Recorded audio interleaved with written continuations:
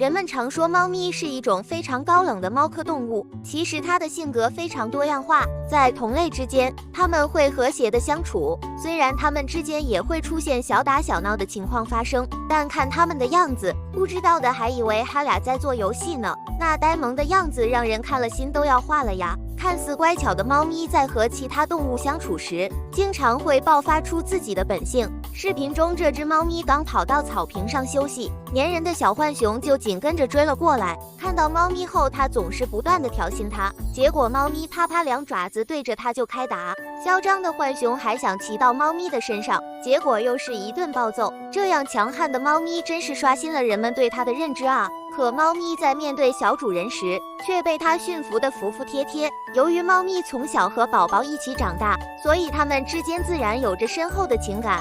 随着宝宝渐渐长大，它也开始照顾起一直陪着它的伙伴。它会在妈妈的指导下给猫咪喂食，为了答谢小主人，猫咪也会在吃饱后陪小主人一起玩耍，玩累了还会哄它睡觉，贴心的为它盖被子。不得不说，有了猫咪的陪伴，真是给家长省了不少时间啊。